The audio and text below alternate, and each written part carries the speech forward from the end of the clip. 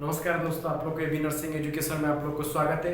हम लोग आज फार्माकोलॉजी का टॉपिक में हम लोग एक नया टॉपिक लेके आए हैं, वो है anti hypertensive drugs. Anti hypertensive drugs पढ़ने से पहले हम लोग थोड़ा बहुत हाइपरटेंशन, ब्लड वेसल्स और ब्लड वॉल्यूम, प्रेशर, उसके बारे में थोड़ा हम लोग डिस्कशन करेंगे। तो आप लोग को पता चल जाएगा कि एक्चुअली क्या है हाइपरटेंशन और हाइपरटेंशन हम कैसे होते हैं और उसको कंट्रोल करने के लिए हम लोग एंटी हाइपरटेंसिव मेडिकेशंस कैसे देंगे, कैसे देने से हम लोग जो मेडिसिन देने से हम लोग का हाइपरटेंशन कैसे कम होता है। तो थोड़ा बहुत हम लोग चलिए हाइपरटेंशन के बारे में जान लेते हैं। तो हाइपरटेंशन क्या है?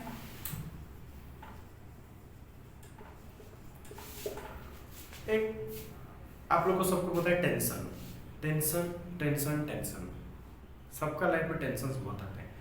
प्रॉब्लम्स का आना is a part of life, उसको मुंह तोड़ जवाब देना इज आर्ट ऑफ लाइफ।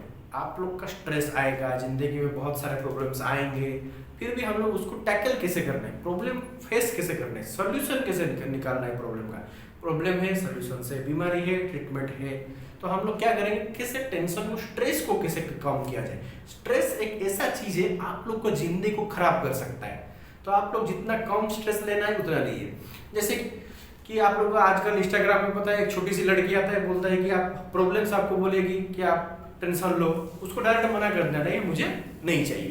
तो हम लोग को टेंशन नहीं चाहिए, स्ट्रेस नहीं चाहिए, एक अच्छा सा जिंदगी जीना है। तो स्ट्रेस क्या है, क्या प्रॉब्लम करता है स्ट्रेस, हाइपरटेंशन कैसे होता है। जैसे कि ब्लड प्रेशर क्या है, ब्लड जो वॉल्यूम, ब्लड वेसल उसका अगेंस्ट में जो करता है उसे बोलते हैं क्या, ब्लड प्रेशर। ब्लड वेसल्स के अगेंस्ट में जो प्रेशर एग्जर्ट करता है उसे बोलते हैं ब्लड प्रेशर।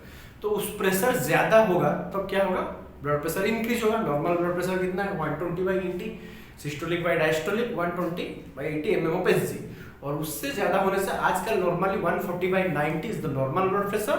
लेकिन उससे ज्यादा होने से जैसे कि 150, 160 बहुत ही ये होता है। एक हाइपरटेंशन एक ऐसी बीमारी है जो वो क्या करता है ना, वो एक खराब दोस्त है हाइपरटेंशन। वो क्या करते हैं ना, जितना भी था उसका दोस्त होता है ना, जैसे कि हाइपरटेंशन से माइकार्डियल इंफ्रैक्शन हो गया, कोरोनरी आर्टरी डिजीज हो गया, एंजिना पेक्टोरिस हो गया, स्ट्रोक हो गया, जितना भी उसका गलत दोस्त होता है ना वो सबको लेके चला जाता है।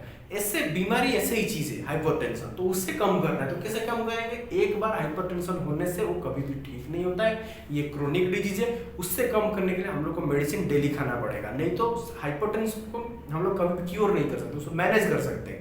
तो मैनेज कैसे करना है, एंटी हाइपरटेंसिव मेडिकेशन बहुत इंपॉर्टेंट है हाइपरटेंशन के लिए। हाइपरटेंशन एक बार होने से आप लोग को क्या करता है ना, उसे साइलेंट किलर बोलते हैं। मतलब hypertension is also known as silent killer.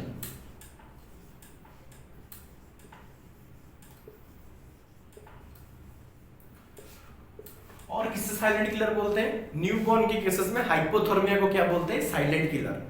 और ये साइलेंट किलर मतलब आप लोग का ब्लड प्रेशर होगा लेकिन आप लोग का कुछ भी साइन सिम्टम नहीं आएगा। धीरे धीरे क्या होगा ना, पेशेंट का एक टाइम में स्ट्रोक आ जाता है और पेशेंट का, आप लोग आजकल देखिए होंगे क्या आ रहा है, सीबी हो रहा है, सेरियोवास्कुलर एक्सीडेंट, जो बोलते हैं हार्ट अटैक और ब्रेन अटैक आ रहा है। ब्रेन अटैक क्या हो रहा है, ब्लड प्रेशर, ब्लड वॉल्यूम, मतलब जब ब्लड प्रेशर ज्यादा होगा तो ब्लड सप्लाई ज्यादा कहाँ पे होगा, ब्लड वेसल के अंदर। ब्लड सप्लाई ज्यादा प्रेशर में होगा तो वेन को और आर्टरी को रप्चर कर देगा, जो क्या होता है उससे बोलते हैं हेमोरेजिक स्ट्रोक। आजकल बहुत दिखाई दे रहा है। आप लोगों को पता होगा आईसीयू सेक्टर में जो लोग, मेरे भाई बहन लोग जो लोग ड्यूटी कर रहे होंगे ना, उनको पता होगा कितना पेशेंट ट्रैकियोस्टोमी पेशेंट आते हैं, सबका हाइपरटेंशन होगा। Hypertension is the most common cause of the haemorrhagic stroke. इसमें बहुत सारे प्रॉब्लम, ठीक ठाक होगा पेशेंट, हेमोरेजिक स्ट्रोक हो जाएगा और पेशेंट डेथ हो जाता है। ये तो हाइपरटेंशन का आप लोग को मैनेज करना है, डेली मेडिकेशंस लेना है, डॉक्टर को पूछ के मेडिसिन लेना है, कितना एमजी मेडिकेशंस खाना है, वो सब हम लोग आज पढ़ेंगे। तो एंटी हाइपरटेंसिव का क्लासिफिकेशन पहले पढ़ेंगे। आप लोगों को पता चल गया जो हाइपरटेंशन को ट्रीटमेंट करते हैं उसे बोलते हैं एंटी हाइपरटेंसिव मेडिकेशन। तो एंटी हाइपरटेंसिव मेडिकेशन का क्लासिफिकेशन है, क्लासिफिकेशन पढ़ेंगे, इंडिकेशंस पढ़ेंगे और मैकेनिज्म ऑफ एक्शन। जितना भी क्लासिफिकेशन ड्रग्स है उसका अलग अलग मैकेनिज्म ऑफ एक्शन है। हम लोग सिर्फ आज एंजियोटेंसिन कन्वर्टिंग एंजाइम का ही मैकेनिज्म ऑफ एक्शन पढ़ेंगे और उसके ऊपर ही पढ़ेंगे। बाकी जो क्लासिफिकेशन है वो धीरे धीरे हम लोग का यूट्यूब चैनल पे अपलोड हो जाएगा आप लोग के लिए। तो हम लोग क्या अभी क्लासिफिकेशन पढ़ेंगे एंटी हाइपरटेंसिव मेडिकेशन का।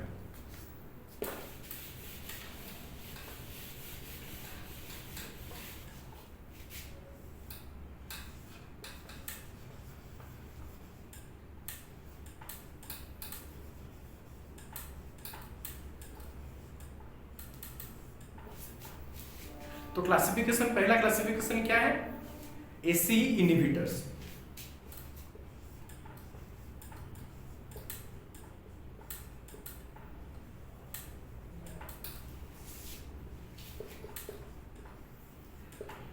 AC inhibitors, second ARBs, third beta blocker, fourth alpha adrenergic blocker,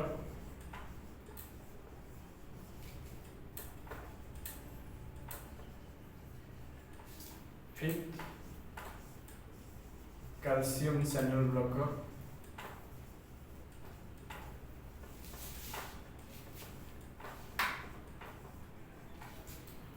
sixth direct वासोडाइलेटर,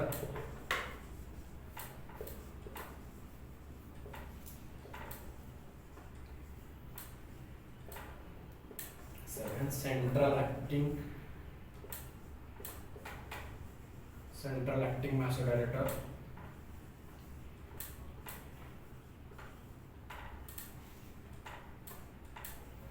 जैसे और भी 2-3 क्लासिफिकेशंस है।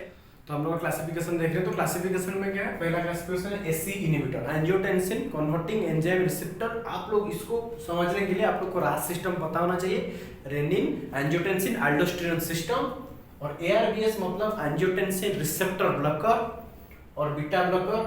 बीटा ब्लॉकर दो चीजें, एक बीटा रिसेप्टर जो उसे ब्लॉक करता है, एक होता है बीटा 1 रिसेप्टर, एक होता है बीटा 2 रिसेप्टर।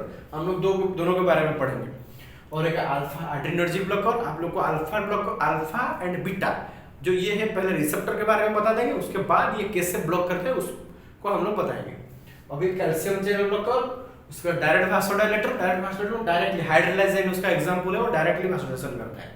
और सेंट्रल एक्टिंग वासोडाइलेटर, और एक आप लोग का क्लासिफिकेशन है जो डायूरेटिक्स है 8 नंबर पे। डायूरेटिक्स जो है ये डायरेक्टली एंटी हाइपोटेंसिव नहीं होता है, ये क्या करता है ना, ये एक डायूरेटिक्स है जो यूरिन को डबल करके ब्लड वॉल्यूम को कम कर देता है। हाइपर वॉल्यूमिया कम होने से क्या होता है ना, जो आप लोग को पता है प्रेशर कब इंक्रीज होता है, जब एक पाइप का पानी है, पाइप का पानी में क्या होगा, जब प्रेशर कब इंक्रीज होगा, जब वॉल्यूम इंक्रीज होने से, वॉल्यूम आप लोग को केमिस्ट्री में पढ़े होंगे, volume directly proportional to pressure, volume बढ़ेगा तो प्रेशर बढ़ेगा।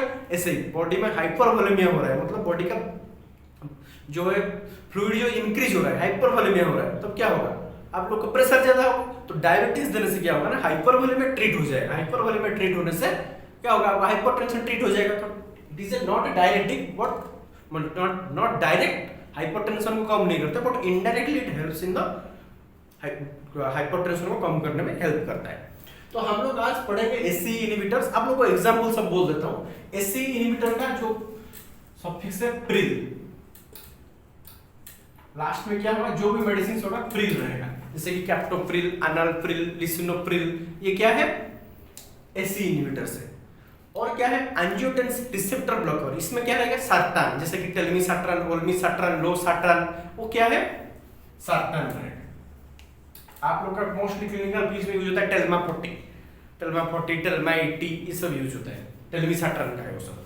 और क्या है, बीटा ब्लॉकर। बीटा ब्लॉकर आप लोग को पता है कि जो लोग कपिल शर्मा का शो देख रहे हो, एक बीच में चल रहा था लोल, मतलब जो भी लास्ट में ड्रग्स होगा लोल, लास्ट में क्या होगा, लोल, जैसे कि मेटोप्रोलोल, एटिनोलोल, सोटालोल, ये सब क्या है, लोल, जिसमें लोल रहेगा लास्ट में, वो क्या है, बीटा ब्लॉकर। और क्या है, अल्फा एड्रेनर्जिक ब्लॉकर का प्राजोसिन, टेराजोसिन, पेंटाजोसिन, ये सब क्या है, अल्फा एड्रेनर्जिक ब्लॉकर। और कैल्शियम चैनल ब्लॉकर कौन सा, आप लोग को 2 कैल्शियम चैनल ब्लॉकर होता है, जैसे कि निफिडेपिन, वेरापिड, डिल्टेजन, ये सब क्या है, कैल्शियम चैनल ब्लॉकर। और क्या है, डायरेक्ट वासोडाइलेटर का हाइड्रोलाजाइन, और सेंट्रल एक्टिंग वासोडाइलेटर का मिथाइल डोपा।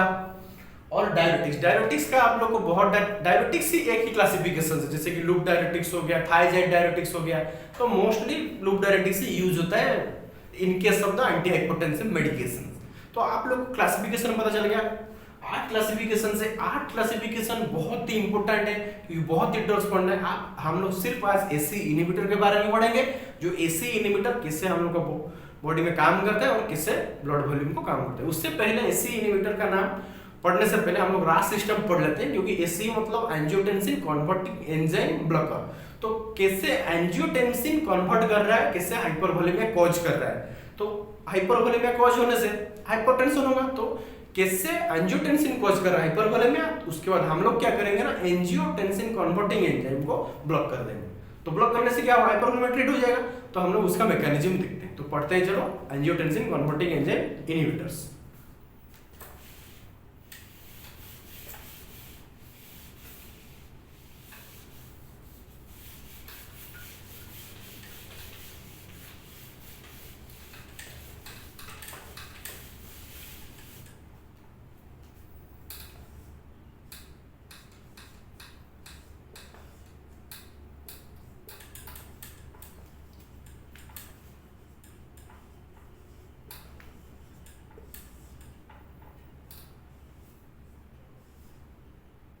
तो हम लोग एसी इनहिबिटर्स देखेंगे। एसी इनहिबिटर्स क्या होता है, angiotensin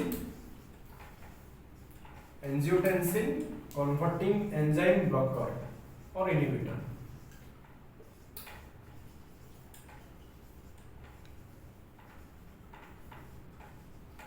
angiotensin converting enzyme inhibitors का क्या एग्जांपल्स है, एग्जांपल क्या है, मैं बोला आप लोग को, प्रिल, कैप्टोप्रिल,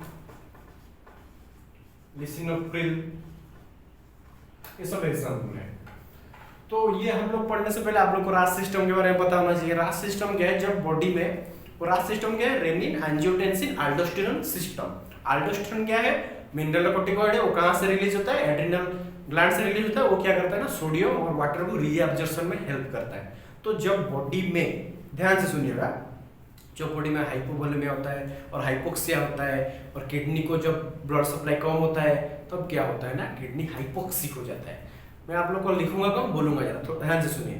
तो जब बॉडी में हाइपोवोलेमिया हुआ, हाइपोटेंशन हुआ, जब किडनी को ब्लड सप्लाई कम हुआ, बॉडी में हाइपोवोलेमिया, ब्लड प्रेशर कम है, किडनी को कम ब्लड जाएगा। जब किडनी को कम ब्लड जाएगा, किडनी में क्या है ना, जस्टा ग्लोमेरुलर सेल्स है, जेजी सेल्स है, जेजी apparatus है। जब हाइपोक्सिया होगा किडनी से क्या होगा ना, रेनिन सिक्रेशन होगा। क्या मैं बोला, जब बॉडी में हाइपोटेंशन है,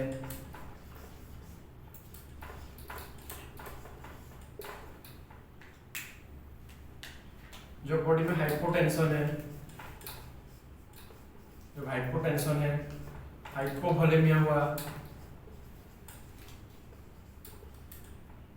बॉडी में डिहाइड्रेटेड हुआ, बॉडी में तब क्या है, फ्लूइड्स कम है। जब बॉडी में फ्लूइड्स कम है, तो अल्टीमेटली किडनी के पास क्या होगा, ब्लड कम जाएगा। जब ब्लड किडनी के पास कम जाएगा, उधर क्या है, जेजी apparatus है, जस्टा ग्लोमेरुलस apparatus है, उसमें क्या है, रेनिन सिक्रेशंस होते हैं। रेनिन है हार्मोन है। जब बॉडी में ये रेनिन सिक्रेशन हुआ, उसी टाइम पे लिवर में क्या सिक्रेशन होता है, लिवर में एंजाइम आता है एंजियोटेंसिनोजेन।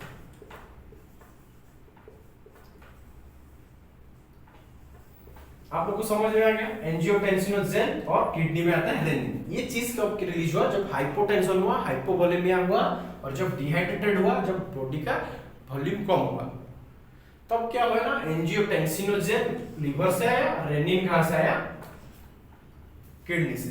अब ये दोनों मिलके क्या करेंगे,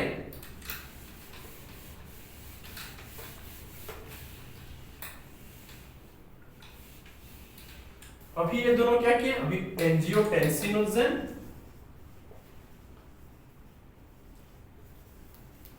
प्लस रेनिन, ये दोनों मिलके क्या बनाया, कौन सी एंजाइम के हेल्प से, एंजियोटेंसिन कन्वर्टिंग एंजाइम 1।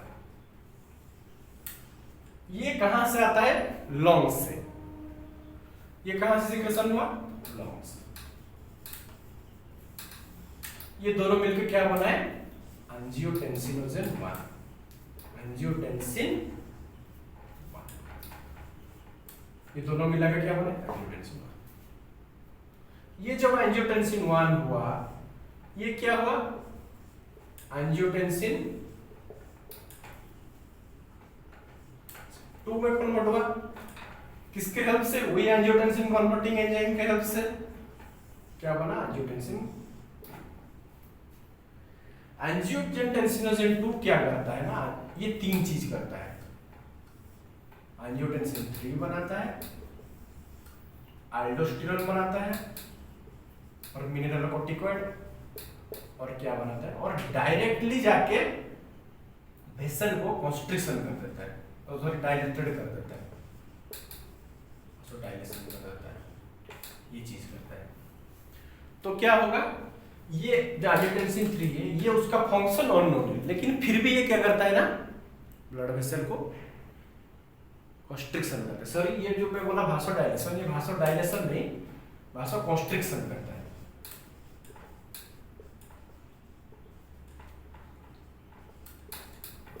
ये क्या करता है, इसका फंक्शन अननोन है, लेकिन ये क्या करता है, भासोकॉन्स्ट्रिक्शन करता है। एल्डोस्टेरोन क्या करता है, सोडियम और वाटर को रीअब्जॉर्प्शन करता है। तो बॉडी में जब सोडियम और पानी ज्यादा होंगे तो जो हाइपोवोलेमिया केस था, हाइपोटेंशन केस था, बॉडी में क्या हो जाएगा, हाइपरवोलेमिया। हाइपरवोलेमिया होने से हाइपरटेंशन हो जाएगा। जो बॉडी में नॉर्मली ब्लड वॉल्यूम कम था, वो रास सिस्टम की वजह से क्या हुआ, ब्लड प्रेशर बढ़ गया कि नहीं, ये मेंटेन कर दिया। रास सिस्टम ब्लड प्रेशर को मेंटेन किया। कैसे मेंटेन किया, हाइपोटेंशन जब हुआ तो क्या हुआ ना, लिवर से आया एंजियोटेंसिनोजेन एंजाइम, किडनी ने क्या रिलीज किया, रेनिन, उसके बाद ये दोनों मिलकर क्या बने, एंजियोटेंसिन 1, एंजियोटेंसिन 1 बनकर क्या हुआ, एंजियोटेंसिन 2, एंजियोटेंसिन 2 से हुआ एंजियोटेंसिन 3, एल्डोस्टेरोन और डायरेक्ट भासोकॉन्स्ट्रिक्शन। डायरेक्ट भासोकॉन्स्ट्रिक्शन होने से क्या होगा, हम लोग का जो ब्लड कॉन्स्ट्रिक्शन होने से क्या होगा, ब्लड का वॉल्यूम बढ़ जाएगा। कॉन्स्ट्रिक्टेड होने से, डायलेटेड होने से ब्लड वॉल्यूम कम होगा, कॉन्स्ट्रिक्शन होने से ज्यादा होगा, प्रेशर बढ़ेगा। और एल्डोस्टेरोन का काम क्या है, सोडियम और वाटर को रीअब्जॉर्प्शन करना। मतलब कहां से रीअब्जॉर्प्शन करना, किडनी से। जब बॉडी से किडनी से रीअब्जॉर्ब ज्यादा होगा वाटर तो हाइपरवोलेमिया होगा, हाइपरवोलेमिया में हाइपरटेंशन होगा। तो इससे ही बॉडी में मेंटेन होकर रहता है ब्लड प्रेशर। जब हाइपरटेंशन हो जाता है उसका मतलब ये क्या होता है ना, एल्डोस्टेरोन ज्यादा रिलीज होता है या तो भासोकॉन्स्ट्रिक्शन ज्यादा होता है, होके क्या हो जाता है, ब्लड में फ्लूइड ओवरलोड होकर प्रेशर बन जाता है। क्या होता है, ब्लड प्रेशर बढ़ गया तो हाइपरटेंशन हो गया। तो ये हाइपरटेंशन हुआ, आप लोग को ये मैकेनिज्म क्या बताता है, हाइपरटेंशन हो गया। लेकिन हम लोग को क्या था, एंजियोटेंसिन कन्वर्टिंग एंजाइम इनहिबिटर्स, ये है एंजाइम। हम दे दिए क्या, कैप्टोप्रिल, लिसिनोप्रिल, ये क्या है, एंजियोटेंसिन कन्वर्टिंग एंजाइम इनहिबिटर्स। जब इनहिबिटर ये जाके उसको क्या करेगा, इनहिबिट कर देगा। जब इनहिबिट करेगा तब एंजियोटेंसिन 2 नहीं बनेगा, 3 नहीं बनेगा, एल्डोस्टेरोन नहीं बनेगा, भासोकॉन्स्ट्रिक्शन नहीं होगा। तो ब्लड का फ्लूइड का रीअब्जॉर्प्शन भी नहीं होगा, भासोकॉन्स्ट्रिक्शन भी नहीं होगा। तो ब्लड का वॉल्यूम कम होगा या ज्यादा होगा, ऑब्वियसली ब्लड जब वॉल्यूम जो किडनी से रीअब्जॉर्ब नहीं होगा तो ऑटोमेटिकली ब्लड वॉल्यूम कम हो जाएगा। ब्लड वॉल्यूम कम होने से क्या होगा, ब्लड प्रेशर कम हो जाएगा। आप लोग को समझ में आ गया कि मैकेनिज्म ऑफ एक्शन क्या है। आप लोग को रास सिस्टम याद रखना पड़ेगा। रास सिस्टम को सिर्फ जाके ऐसी जो एंजाइम है, एंजियोटेंसिन कन्वर्टिंग एंजाइम, उसको बंद कर देगा। बस सिंपल मैकेनिज्म है। पहले हर चीज का नॉर्मल पढ़ो, अबनॉर्मल खुद ही खुद समझ में आ जाएगा। जैसे आप लोग को नॉर्मल साइकिल पता चल गया और उसको बंद करना है, समझ में आ गया। अभी हम लोग मैकेनिज्म ऑफ एक्शन पढ़ लिए एंजियोटेंसिन कन्वर्टिंग एंजाइम का, और उसके बारे में पढ़ेंगे क्या क्या साइड इफेक्ट है, क्या क्या एडवर्स इफेक्ट है, और क्या डोजेस क्या दिया जाता है, और नर्सिंग रिस्पॉन्सिबिलिटीज क्या है।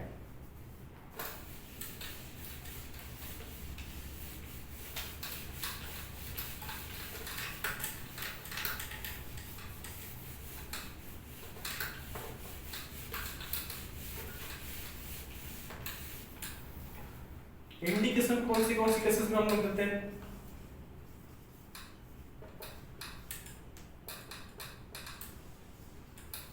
बॉडी में जब हाइपरवोलेमिया हो गया, हाइपरटेंशन हो गया, फ्लूइड ओवरलोड हो गया, ये सब केसेस में हम लोग क्या करते हैं, ये हम लोग कहते हैं एंजियोटेंसिन कन्वर्टिंग एंजाइम डिस्ट्रीब्यूटर्स। और उसका कॉन्ट्राइंडिकेशंस क्या है, कौन सी केसेस हम नहीं देते हैं, जैसे कि पेशेंट का हाइपोटेंशन से, प्रेगनेंसी केसेस में हो गया है,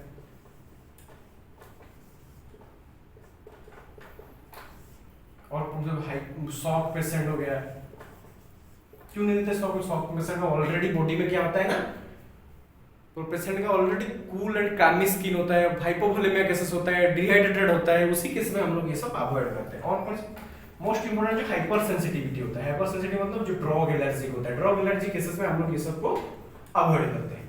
तो इंडिकेशन कॉन्ट्रा इंडिकेशन बहुत ही सिंपल था, आप लोग को समझ में आ गया होगा। अभी हम लोग पढ़ेंगे साइड इफेक्ट और एडवर्स इफेक्ट। आप लोगों को मैं पिछली क्लास में शायद जब पढ़ा रहा था एट्रोपिन सल्फेट, उसके अंदर आप लोग को बता दिया है क्या है साइड इफेक्ट, क्या है एडवर्स इफेक्ट, और एक्सप्लेनेशन करने की जरूरत नहीं है। जो लोग वीडियो नहीं देखे जाके प्लीज देख लीजिए साइड इफेक्ट और एडवर्स इफेक्ट में क्या क्या डिफरेंट है। ड्राई कफ आप लोग का मोस्ट कॉमन साइड इफेक्ट वो आपको पता चल गया। अभी डिजीनेस होता है थोड़ा लाइटली, जब बॉडी का पेशेंट का जब वॉल्यूम में आप लोग का जब पेशेंट को जब क्या होता है ना हाइपोवोलेमिया हो जाता है, थोड़ा बॉडी में वॉल्यूम कम हो जाता है तो थोड़ा डिजीनेस आता है, थोड़ा चक्कर आना आता है, उसे डिजीनेस बोलते हैं। और एंजियोएडिमा होने के भी चांसेस है, वो बहुत ही किस्म दिखाई देता है। और सीवियर हाइपोटेंशन हो जाता है, क्योंकि हम लोग पेशेंट को क्या दिए, पेशेंट को दिए कि किसके दे दिए पेशेंट को मेडिसिन, तो क्या होता है ना वो ब्लड प्रेशर को इतना कम कर देता है, तो एक बार में क्या होता है मेडिकेशन लेने के बाद सीवियर हाइपोटेंशन हो जाता है। और हाइपरकेलेमिया कैसे हुआ, मोस्ट इंपोर्टेंट साइड इफेक्ट है इलेक्ट्रोलाइट में हाइपरकेलेमिया। हम लोग का क्या होता है, एल्डोस्टेरोन काम किया, सोडियम पोटेशियम सोडियम और वाटर को रीअब्जॉर्प्शन करता है। तो रीअब्जॉर्प्शन में से क्या होगा, नॉर्मली क्या हाइपरनेट्रीमिया कब होगा, जब नॉर्मली फंक्शन चलेगा, हम लोग क्या करेंगे उसको बंद कर देंगे, मतलब सोडियम और पोटेशियम को सोडियम और वाटर को रीअब्जॉर्प्शन होना बंद करेंगे। मतलब बॉडी में क्या होगा, हाइपोनेट्रीमिया होगा। हाइपोनेट्रीमिया का क्या होता है, सोडियम और पोटेशियम दोनों का वाइस वर्सा होता है। सोडियम कम हुआ तो पोटेशियम ज्यादा होता है, पोटेशियम कम हुआ तो सोडियम ज्यादा होता है। हम लोग जब सोडियम को रीअब्जॉर्प्शन होना बंद कर देंगे तो सोडियम बॉडी में कम हो जाएगा। जब बॉडी में सोडियम कम हो जाएगा तो वाइस वर्सा उसके अगेंस्ट में क्या होगा, पोटेशियम इंक्रीज हो जाएगा। तो इलेक्ट्रोलाइट में क्या होगा, हाइपरकेलेमिया होगा। या आप कंफ्यूज नहीं होंगे। अभी हम लोग क्या पढ़ेंगे, फार्माकोकाइनेटिक्स। फार्माकोकाइनेटिक्स क्या होता है, बॉडी में कैसे ड्रग्स अब्जॉर्ब होता है, वो है फार्माकोकाइनेटिक्स। फार्माकोकाइनेटिक्स में क्या होता है,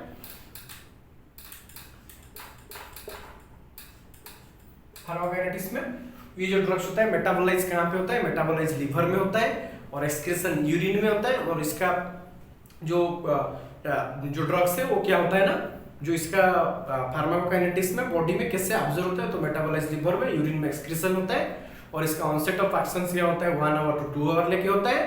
और ड्यूरेशन ऑफ एक्शन होता है 8 to 10 आवर्स तक। तो हम लोग क्या करेंगे, उसका ऑनसेट ऑफ एक्शन आप लोगों को पता चल गया। ऑनसेट ऑफ एक्शन क्या है, मेटाबोलाइज लीवर में होता है। तो हम लोग देखेंगे कि अभी क्या उसका जो फार्माकोकाइनेटिक्स के बाद और एक डोज रहेगा। डोज जो होता है, ये डोज क्या होता है ना, 25 mg और 50 mg का टैबलेट आता है। 25 mg ओडी चलता है या 50 mg ओडी प्रेस्क्राइब होता है। और बीडी भी प्रेस्क्राइब हो सकता है कि बॉडी में जब बहुत ज्यादा हाइपरटेंशन होने से भी ये हो सकता है। तो अब क्या है, अभी हम लोग का नर्सिंग रिस्पॉन्सिबिलिटीज है। नर्सिंग रिस्पॉन्सिबिलिटी क्या है, जो नॉर्मली हर टाइम ब्लड प्रेशर को मॉनिटर करना है, दिन में 2 बार मॉनिटर करना है। ब्लड प्रेशर ज्यादा हो रहा है तो जाके कंसल्टेंट से कंसल्ट लेना है। और पेशेंट का हर टाइम इलेक्ट्रोलाइट को मॉनिटर करना है। जैसे हाइपरकेलेमिया हो गया, हाइपरकेलेमिया होने से पेशेंट में कार्डियक डिसरिथमिया का चांसेस है। और ऑल टाइम वाइटल्स को मॉनिटर करना है, बॉडी का वेट मॉनिटर करना है। पेशेंट को ड्राई कफ हो रहा है तो डॉक्टर को दिखा के उसके लिए मेडिसिन लेना है। तो नर्सिंग का रिस्पॉन्सिबिलिटी वही होता है। हम लोग आज पढ़े क्या, एसी इनहिबिटर्स के बारे में। एसी इनहिबिटर्स का जो मोस्टली इंपॉर्टेंट था आप लोग का जो रास सिस्टम था, उसको समझने के बाद आप लोग को समझ में आ जाएगा। हम लोग आज पढ़े हाइपरटेंशन के बाद क्या पढ़े, एंटी हाइपरटेंसिव मेडिकेशंस क्या होता है, उसका क्लासिफिकेशंस क्या होता है। क्लासिफिकेशंस के बाद हम लोग पढ़े introduction of anti hypertensive medications, AC inhibitors के बारे में पढ़े और उसका इंडिकेशंस के बारे में पढ़े, उसका मोस्टली जो रास सिस्टम उसके बारे में पढ़े और इंडिकेशन, कॉन्ट्राइंडिकेशन, साइड इफेक्ट्स और फार्माकोकाइनेटिक्स। लास्ट में हम लोग डोजेस के बारे में पढ़े और हमने नर्सिंग रिस्पॉन्सिबिलिटी को देखा। तो हम लोग एंटी हाइपरटेंसिव का एक ड्रग कंप्लीट हो गया, एसी इनहिबिटर्स। अगली हम लोग जो पार्ट होगा, अगले पार्ट में हम लोग क्या पढ़े, ARBs जो एंजियोटेंसिन रिसेप्टर ब्लॉकर। तो थैंक यू सो मच। आप लोगों को कैसे वीडियो लगा आप लोग हम लोग के चैनल में कमेंट कीजिए। आप लोग का सजेशन देख के हम लोग वीडियो बना रहे हैं, जिससे कि फार्माकोलॉजी आप लोग को बहुत टफ लग रहा है, आप लोग को पूरा इजी करके उसको समझा देंगे। और जो भी प्रॉब्लम हो रहा है आप लोग का टॉपिक में कमेंट कीजिए। और हम लोग का सिस्टम को लेकर थोड़ा अभी प्रॉब्लम है, सिस्टम में प्रॉब्लम चल रहा है, टेक्निकल टीम्स। तो टेक्निकल टीम हर टाइम ट्राई कर रही है आप लोग को प्रॉब्लम को सोल्यूशन के लिए। तो आप लोग को जो भी सजेशन है कि बोर्ड को लेकर सजेशन क्या हो सकता है, तो आप लोग कमेंट कीजिए, हम लोग उसके ऊपर काम करेंगे। Thank you so much.